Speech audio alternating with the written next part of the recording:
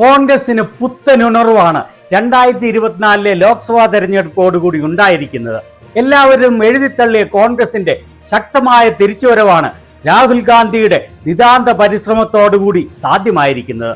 ഇപ്പോഴിതാ Congress working committee യോഗത്തിൽ രാഹുലിന്റെയും സോണിയയുടെയും നേതൃപാടവത്തിന് ആദരവായി പുതിയ 2 തീരുമാനങ്ങൾ. പ്രസിഡന്റ് മല്ലികാർജുൻ ഖാർഗെയുടെ നേതൃത്വത്തിൽ ഡൽഹിയിൽ കൂടിയ കോൺഗ്രസ് വർക്കിംഗ് കമ്മിറ്റി മീറ്റിംഗിൽ രാഹുൽ ഗാന്ധി പ്രതിപക്ഷ നേതൃസ്ഥാനം ഏറ്റെടുക്കണമെന്ന് ആവശ്യപ്പെട്ട് ഏകകണ്ഠമായി പ്രമേയം പാസാക്കിയിരിക്കുന്നു. രാഹുൽ ഗാന്ധി ഇതിനെ എതിർത്തില്ല. അദ്ദേഹം തീരുമാനമറിയിക്കാനായി അല്പസമയം ആവശ്യപ്പെട്ടു. അത് അദ്ദേഹം അംഗീകരിക്കാൻ തന്നെയാണ് സാധ്യത. അതുപോലെ തന്നെ കോൺഗ്രസ് പാർലമെന്ററി പാർട്ടി നേതാവായി സോണിയാഗാന്ധിയെയും വീണ്ടും തെരഞ്ഞെടുത്തു. കഴിഞ്ഞ 10 വർഷങ്ങളായി ലോക്സഭയിൽ പ്രതിപക്ഷ നേതാവ് ഉണ്ടായിരുന്നില്ല.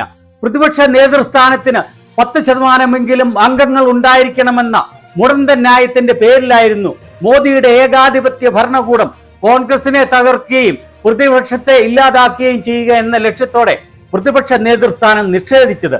പക്ഷേ ഇപ്പോൾ അവരുടെ ചെയ്തികൾ അവർക്ക് തന്നെ വിനയായിരിക്കുകയാണ്.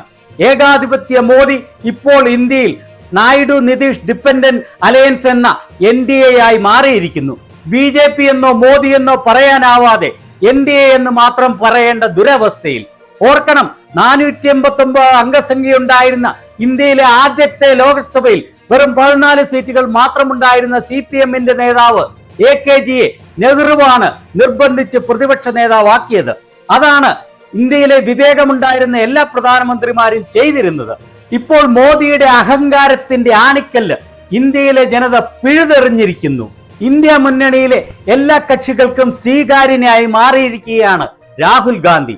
പ്രധാന സഖ്യകക്ഷികളായ DNK, സമാജ്വാദി പാർട്ടി, ഉദ്ധവ് താക്കറെയുടെ ശിവസേന, RJD എന്നിവരെല്ലാം രാഹുലുമായി വളരെ നല്ല കെമിസ്ട്രിയിലാണ്.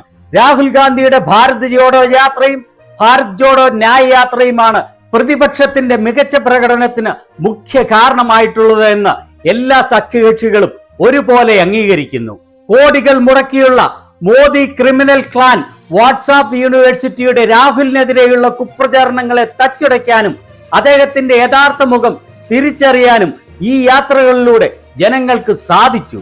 ഇനി പ്രതിപക്ഷ നേതാവായി നായിഡു നിതീഷ് ഡിപെൻഡന്റ് അലയൻസ് എന്ന NDയുടെ പ്രവർത്തികൾക്ക് ചെക്ക് ആൻഡ് ബാലൻസ് കാത്തു സൂക്ഷിക്കാൻ കരുത്തനായി രാഹുൽ ഗാന്ധി ഉണ്ടാവും.